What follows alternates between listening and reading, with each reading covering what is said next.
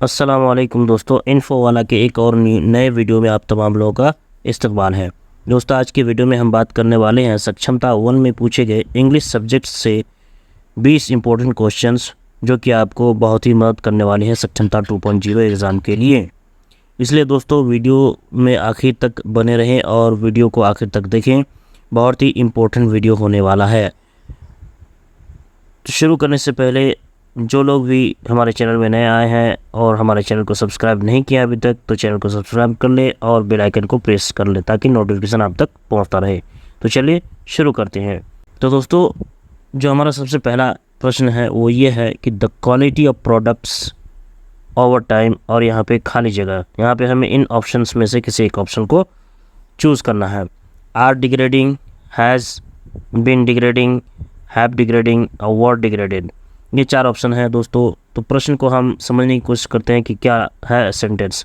The quality of products over time, यानी products की जो क्वालिटी है वो समय समय पर क्या हो रहा है, घट रहा है। यानी कि जो प्रोडक्ट की क्वालिटी घटना शुरू हुआ है पास्ट में और अभी भी घट रहा है।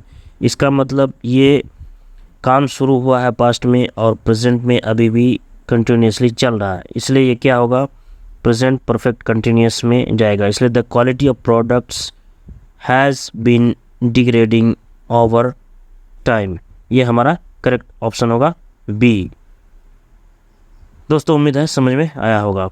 चलिए अगला क्वेश्चन देखते हैं। हमारा जो अगला प्रश्न है वो ये है कि Shyam and his brothers blank a famous sweet shop in our neighbourhood. Option है are, have been, is, have. तो दोस्तों, श्याम और हिज ब्रदर्स ये दोनों मिलके एक सिंगल सब्जेक्ट का निर्माण करता है। ये सिंगल सब्जेक्ट बन रहा है दोस्तों यहाँ पे, और सिंगल के साथ आपको यहाँ पे क्या इस्तेमाल होगा हम उसे देखते हैं। यहाँ पे ए का भी इस्तेमाल हुआ है, ए फेमस स्वीट शॉप। तो ए से पहले आर का इस्तेमाल नहीं होगा। उसके बाद हैव बीन के बाद वर्ब का इस्तेमाल होगा, वो वर्ब है नहीं यहाँ पे। Have, Shyam and his brothers, जब यहाँ पे सिंगल सब्जेक्ट है तो हैव का इस्तेमाल नहीं होगा। जो बचा हमारे पास क्या है, इज़। तो करेक्ट आंसर क्या है, इज़, सी नंबर। उम्मीद है समझ में आया होगा।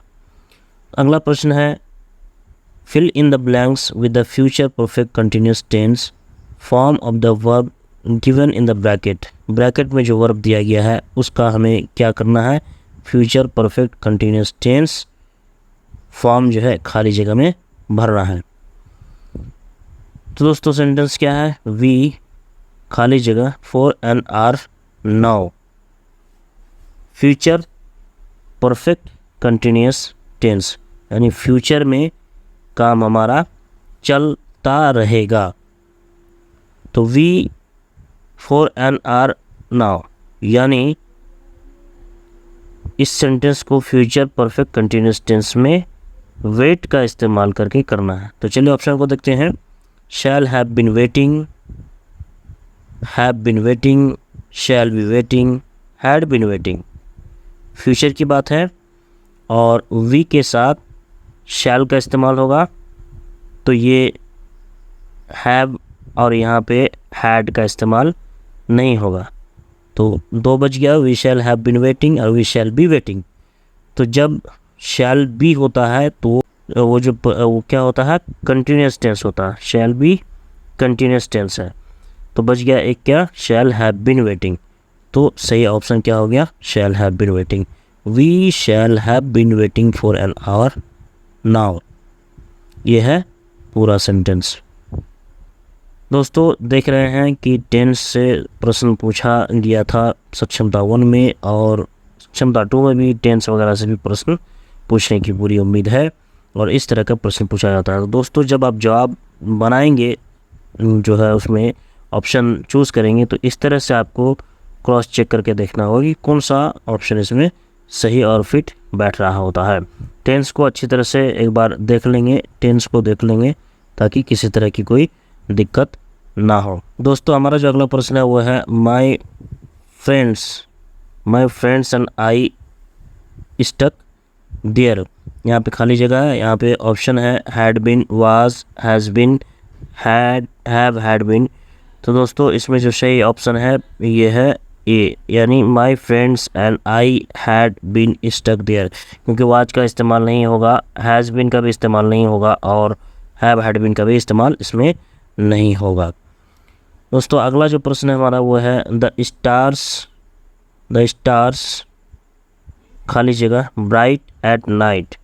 दोस्तों स्टार्स जो है प्लूरल है और प्लूरल के साथ वर्ब वन का इस्तेमाल होता है, इसलिए स्टार के साथ शाइन्स का इस्तेमाल नहीं होगा, हैज़ शाइन का भी इस्तेमाल नहीं होगा, उसके बाद शाइनिंग का भी इस्तेमाल नहीं होगा।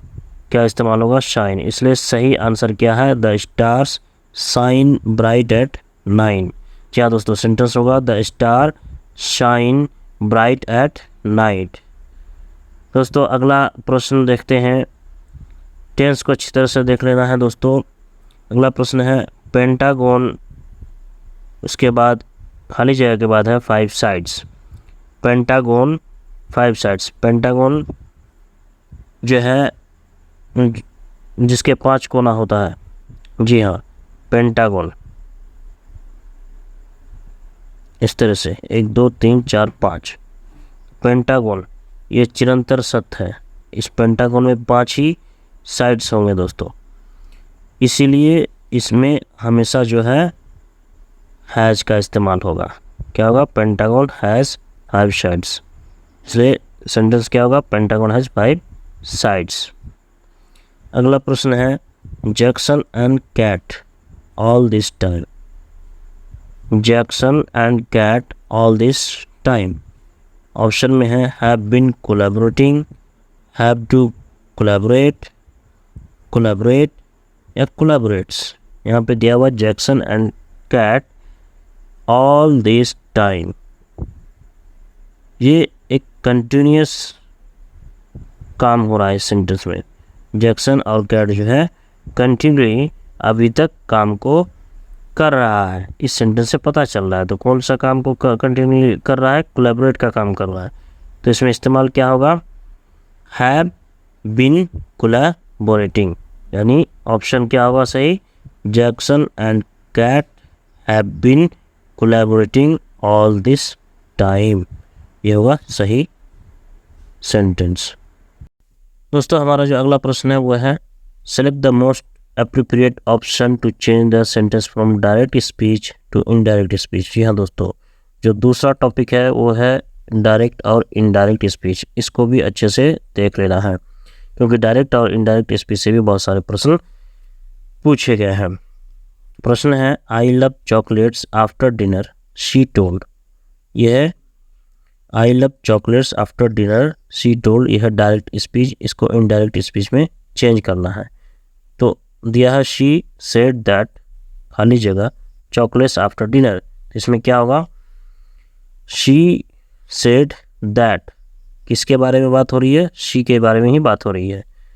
तो शी सेड दैट, उसके बाद आ जाएगा शी, यानी शी सेड दैट के बाद आ जाएगा शी।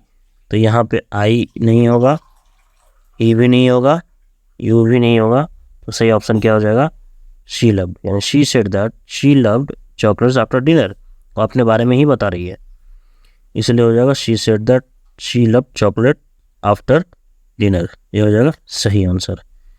अगला प्रश्न है everybody, every boy and girl in the class today, और ऑप्शन है is present, are present, have present and present, यानी every boy and girl is present in the class today, इसलिए सही ऑप्शन क्या हो जाएगा? Is present in the class today. अगला प्रश्न है choose the sentence with the future perfect tense. Future perfect tense, तो ऑप्शन दिया है they shall have arrived by then, they shall be arriving by then, they shall arrive by then, they shall have been arriving by then. दोस्तों they shall arrive ये future simple future tense हो गया, तो ये नहीं होगा।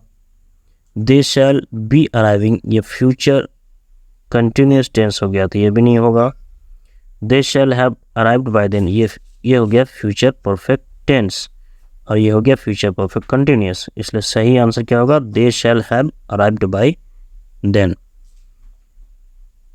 अगला प्रश्न है चूज द करेक्ट सेंटेंस। इसमें से करेक्ट सेंटेंस कौन सा है, सही सेंटेंस कौन सा है? ऑप्शन में when I woke up he has already eaten breakfast, when I woke up he had already eaten breakfast, when I had woken up he had already ate breakfast, when I had woken up he had already ate। तो दोस्तों ये इसमें क्या रहा है कि जब मैं जागा तो वो नाश्ता कर चुका था, तो इसमें सही ऑप्शन क्या होगा? when I woke up, जब मैं जागा, he had already eaten breakfast, वो नाश्ता कर चुका था। इसलिए सही आंसर सही सेंटेंस क्या है? When I woke up he had already eaten breakfast. बाकी सब गलत। अगला प्रश्न है Meera for the charitable cause. Option में है came to contribute, come to contribute, came to contributed, comes to contributed. दोस्तों टू के साथ कंट्रीब्यूटेड का इस्तेमाल नहीं होगा, बचा केम टू कंट्रीब्यूट और कम टू कंट्रीब्यूट। तो मीरा जो है थर्ड पर्सन सिंगुलर नंबर है, तो उसके साथ कम का ऑप्शन नहीं होगा, कम्स हो सकता है, तो ये भी नहीं होगा। तो बचा क्या? केम टू कंट्रीब्यूट, यानी Meera came to contribute for the charitable cause. Meera जो है चैरिटेबल काउज के लिए में काउज कंट्रीब्यूट करने के लिए आई, तो ये हो जाएगा सही जवाब। Meera came to contribute for the charitable cause. अगला प्रश्न है identify the tense used in the given sentence. Tense को आइडेंटिफाई करना, पहचानना है कि इसमें कौन सा टेंस इस्तेमाल किया गया इस जुमले में। जुमला क्या है? My father's shop has been sold out, मेरे पिताजी का दुकान बेचा जा चुका है। My father's shop has been sold out. दोस्तों ये क्या है? Past perfect tense, present perfect tense, या past indefinite tense, present indefinite tense. इसमें से कौन सा ऑप्शन सही है? इसमें जो है काम हो चुका है, दुकान बेचा जा चुका है, प्रेजेंट में ये काम हो चुका है, तो ये क्या होगा? प्रेजेंट परफेक्ट टेंस होगा, और सही आंसर हो जाएगा प्रेजेंट परफेक्ट टेंस। अगला प्रश्न है fill in the blanks with past perfect tense from the given verb in the bracket। Vikram this job, do को past perfect tense में इस्तेमाल करना है। ऑप्शन है did, was doing, had done, had been doing, past perfect tense, तो इसका सही option होगा had done। Vikram had done this job, Vikram had done this job। अगला सवाल है select the most appropriate option to change the sentence from direct speech to indirect speech। दोस्तों tense और direct और इनडायरेक्ट स्पीच से प्रश्न ज़्यादातर पूछा गया था सक्षमता 1 में, और 2 में भी पूछने की संभावना है, इसलिए टेंस और जो है डायरेक्ट और इनडायरेक्ट स्पीच को देख ले, साथ ही साथ वॉइस वगैरह को भी देख सकते हैं। तो अगला प्रश्न है कि इसको डायरेक्ट स्पीच को इनडायरेक्ट स्पीच में बदलना है। He said I will have completed my BA by next year. उसने कहा कि मैं अपना BA अगले साल तक कंप्लीट कर चुका होगा। He said I will have completed my BA by next year. इसको इनडायरेक्ट में चेंज करना है और ऑप्शन में देना है क्या? He said that he completed his BA by the, यहाँ पे भी खाली जगह है, तो would have coming year, might have next year, will be this year, should be past year. तो नेक्स्ट ईयर का कमिंग ईयर होता है, इसलिए यहाँ पे कमिंग ईयर 1 नंबर में है, तो ये होगा सही answer. He said that he would have completed his BA by the coming year. अगला सवाल है I working all afternoon and have just finished the assignment. Option है am, have been, had been, shall be. इसमें भी देख रहे हैं कि काम पास्ट में शुरू हुआ है और अब तक जारी है. Working all afternoon and have just finish the assignment.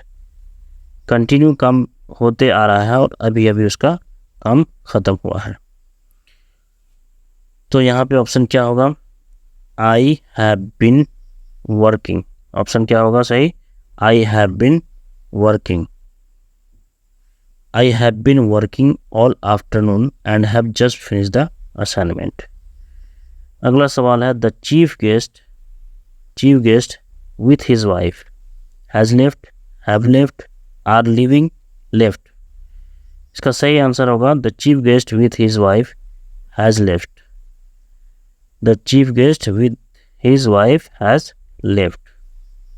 दोस्तों अगला प्रश्न है Identify the tense used in the given sentence. इस सेंटेंस में कौन सा टेंस का इस्तेमाल किया गया है ये पहचानना है. Identify the tense used in the given sentence. Welcome to the company. दोस्तों अगर इस सेंटेंस को हम पूरी तरह से लिखेंगे तो क्या होगा? Welcome you to the company या फिर I welcome you to the company. तो क्या होगा? ये सिंपल जो है प्रेजेंट टेंस है. क्या है? सिंपल प्रेजेंट टेंस, जिसको प्रेजेंट इंडेफिनिट टेंस भी कहते हैं. तो ये सही आंसर होगा. वेलकम टू द कंपनी क्या है? Present indefinite tense. Welcome to the company कहीं भी अगर वेलकम है तो वो प्रेजेंट इंडेफिनिट टेंस होगा. दोस्तों अगला प्रश्न है select the most appropriate option to change the sentence from direct to indirect speech. He is of a very polite nature she said. यहाँ पे शी का इस्तेमाल हुआ, यहाँ पे ही का इस्तेमाल हुआ. यानी he is of a very polite nature she said. कोई है शी जो कि किसी दूसरे ही के बारे में बता रहा है, यानी अपने बारे में बात नहीं कर रही है, किसी दूसरे के बारे में बात कर रही है. तो he is of a very polite nature she said. अब इसको इनडायरेक्ट में कैसे चेंज करना है? He said that of a very polite nature. तो ये क्या होगा? चेंज होगा, यहाँ पे आ जाएगा ही. She said that he, तो he किसके साथ लगा हुआ है? be he was है, he is है और she was है. तो ये दोनों नहीं होगा, बचा he was और he is. तो ऑप्शन में हम यहाँ से देख सकते हैं कि he is of a very polite nature she said. उसने कहा कि वह बहुत ही पोलाइट नेचर का है. तो यहाँ पे हम क्या कह सकते हैं कि शी सेड दैट, उसने कहा कि वह बहुत ही पोलाइट नेचर का है. तो यहाँ पे क्या इस्तेमाल होगा? वाज या इज इस्तेमाल होगा वाज का, क्योंकि सेंटेंस जो है पास्ट टेंस में है. इसलिए सही ऑप्शन क्या होगा? वाज. तो she said that he was of a very polite nature. अगला प्रश्न है जी दोस्तों, ये आखिरी प्रश्न है 20 प्रश्न. ये जितने भी प्रश्न आपने देखा दोस्तों कि किससे पूछा गया है? टेंस और स्पीच से. इसलिए इस दोनों को अच्छे से देख लेना है. इन प्रश्नों का मॉक टेस्ट हमारे वेबसाइट infowala.in पे दिया हुआ है, आप वहाँ पे जाके प्रैक्टिस कर सकते हैं. तो आखिरी प्रश्न क्या है? Will he still be travelling this morning. अगर आप हमारे चैनल को अभी तक सब्सक्राइब नहीं किया है तो इसे सब्सक्राइब जरूर कर लें. Will he still be travelling this morning, ये सेंटेंस है किस टेंस का है? Simple past tense, simple future tense, future progressive tense, future perfect tense. यहाँ पे दिया will he still be travelling. अगर हम इसको सिंपल में करेंगे क्या हो जाएगा? He will be travelling.